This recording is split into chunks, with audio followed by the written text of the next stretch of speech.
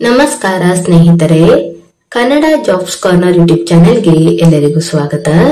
ಕೊಂಕಣ್ ರೈಲ್ವೆಯಲ್ಲಿ ವಿವಿಧ ಹುದ್ದೆಗಳ ನೇಮಕಾತಿಗೆ ಸಂಬಂಧಪಟ್ಟಂತೆ ಅರ್ಜಿಗಳನ್ನು ಆಹ್ವಾನಿಸಲಾಗಿರುವಂತದ್ದು. ಇನ್ನು ಯಾವ್ಯಾವ ಹುದ್ದೆಗಳಿವೆ, ಎಷ್ಟೆಷ್ಟು ಹುದ್ದೆಗಳು ಖಾಲಿ ಇರುವಂತದ್ದು, ಏಜ್ ಲಿಮಿಟ್, ಎಜುಕೇಶನಲ್ ಕ್ವಾಲಿಫಿಕೇಶನ್ ಹಾಗೂ ಸೆಲೆಕ್ಷನ್ ಪ್ರೊಸೀಜರ್ ಬಗ್ಗೆ ಈ ಒಂದು ವಿಡಿಯೋದಲ್ಲಿ ಮುಂದೆ ನೋಡ್ತಾ ಹೋಗೋಣ.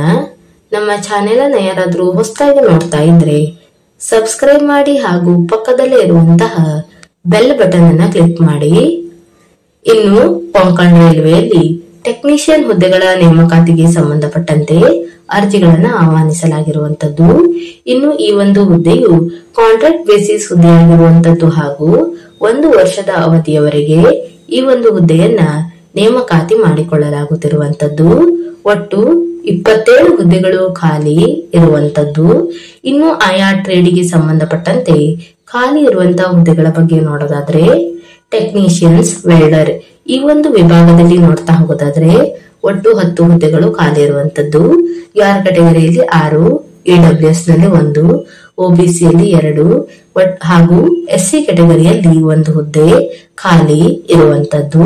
ಇನ್ನು ಟೆಕ್ನಿಷಿಯನ್ಸ್ ಅಲ್ಲಿ ಫಿಟ್ಟರ್ ಈ ಒಂದು ವಿಭಾಗಕ್ಕೆ ನೋಡ್ತಾ ಹೋಗೋದಾದ್ರೆ ಒಟ್ಟು 17 ಹುದ್ದೆಗಳು ಖಾಲಿ ಇರುವಂತದ್ದು.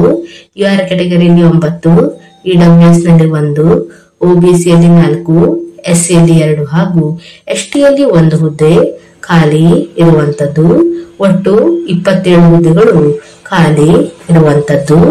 ಇನ್ನು ವೇತನ ಶ್ರೇಣಿಯ ಬಗ್ಗೆ ನೋಡ್ತಾ ಹೋಗೋದಾದ್ರೆ, ಮೊದಲನೇದಾಗಿ ಎ ಕ್ಲಾಸ್ ಸಿಟಿಯಲ್ಲಿ ಕೆಲಸ ನಿರ್ವಹಿಸುವಂತಹ ಅಭ್ಯರ್ಥಿಗಳಿಗೆ ಪ್ರತಿ ತಿಂಗಳು 40,500ರವರೆಗೆ ವೇತನವನ್ನು ನೀಡಲಾಗುವಂತದ್ದು. ಇನ್ನು ಬಿ ಕ್ಲಾಸ್ ಸಿಟಿಯಲ್ಲಿ ಕೆಲಸ ನಿರ್ವಹಿಸುವಂತಹ ಅಭ್ಯರ್ಥಿಗಳಿಗೆ 38,000ರವರೆಗೆ ವೇತನವನ್ನು ನೀಡಲಾಗುತ್ತದೆ ಹಾಗೂ ಸಿ ಕ್ಲಾಸ್ ಸಿಟಿಯಲ್ಲಿ ಕೆಲಸ ನಿರ್ವಹಿಸುವಂತಹ ಅಭ್ಯರ್ಥಿಗಳಿಗೆ 35,500ರವರೆಗೆ ವೇತನವನ್ನು ನೀಡಲಾಗುವಂತದ್ದು ಹಾಗೂ ಇದರ ಜೊತೆಗೆ ಅದರ್ ಅಲವೆನ್ಸಸ್ ಸಹ ಇರುತ್ತದೆ.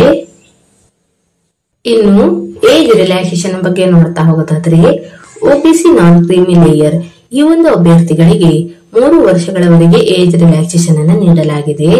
SC ST ಕ್ಯಾಟಗರಿಯ ಅಭ್ಯರ್ಥಿಗಳಿಗೆ 5 ವರ್ಷಗಳವರೆಗೆ ಏಜ್ ರಿಲ್ಯಾಕ್ಸೇಷನ್ ಅನ್ನು ನೀಡಲಾಗಿರುವಂತದ್ದು ಹಾಗೂ ಎಕ್ಸ್ ಸರ್ವಿಸ್ ಮೆನ್ ಅಭ್ಯರ್ಥಿಗಳಿಗೂ ಸಹ ಒಂದು ಏಜ್ ರಿಲ್ಯಾಕ್ಸೇಷನ್ ಅನ್ನು ನೀಡಲಾಗಿರುವಂತದ್ದು. ಇನ್ನು ಸೆಲೆಕ್ಷನ್ ಪ್ರೊಸೀಜರ್ ಬಗ್ಗೆ ನೋಡ್ತಾ ಹೋಗೋದಾದ್ರೆ, ಅಭ್ಯರ್ಥಿಗಳನ್ನ ನೇರ ಸಂದರ್ಶನದ ಮುಖಾಂತರ ಆಯ್ಕೆಯನ್ನು ಮಾಡಿಕೊಳ್ಳಲಾಗುವಂತದ್ದು. ಸೆಪ್ಟೆಂಬರ್ 26ರಂದು ಬೆಳಿಗ್ಗೆ 9 ಗಂಟೆಯಿಂದ 12 ಗಂಟೆಯವರೆಗೆ ಅಭ್ಯರ್ಥಿಗಳಿಗೆ ನೇರ ಸಂದರ್ಶನವನ್ನ ಏರ್ಪಡಿಸಲಾಗಿದೆ. ಇನ್ನು ಸಂದರ್ಶನವನ್ನ ನಡೆಸುವಂತಹ ಸ್ಥಳವನ್ನ ನೋಡೋದಾದ್ರೆ, executive club, Konkan railway Vihar, Konkan railway corporation limited, near Seawoods railway station, sector 40, Seawoods west, Navi Mumbai. ಇಲ್ಲಿ ಸೆಪ್ಟೆಂಬರ್ 26ರಂದು ಇಂಟರ್ವ್ಯೂ ಅನ್ನ ನಡೆಸಲಾಗುವಂತದ್ದು. ಇನ್ನು ಎಜುಕೇಶನಲ್ ಕ್ವಾಲಿಫಿಕೇಶನ್ ಬಗ್ಗೆ ನೋಡ್ತಾ ಹೋಗೋದಾದ್ರೆ, ಮೊದಲನೇದಾಗಿ ಟೆಕ್ನಿಷಿಯನ್ಸ್ ವೆಲ್ಡರ್ ಈ ಒಂದು ಹುದ್ದೆಗಳಿಗೆ ನೋಡೋದಾದ್ರೆ, ವೆಲ್ಡಿಂಗ್ ನಲ್ಲಿ ITI ಪಾಸ್ ಆದಂತಹ ಅಭ್ಯರ್ಥಿಗಳು ಅರ್ಜಿಯನ್ನ ಸಲ್ಲಿಸಬಹುದಾಗಿರುವಂತದ್ದು. ಇನ್ನು ವರ್ಕಿಂಗ್ ಎಕ್ಸ್ಪೀರಿಯನ್ಸ್ ಬಗ್ಗೆ ನೋಡ್ತಾ ಹೋಗೋದಾದ್ರೆ, ಕನಿಷ್ಠ 1 ವರ್ಷಗಳ ಕಾಲ ಸಂಬಂಧಪಟ್ಟಂತಹ ಫೀಲ್ಡ್ ನಲ್ಲಿ ಎಕ್ಸ್ಪೀರಿಯನ್ಸ್ ಅನ್ನ ಹೊಂದಿರಬೇಕು.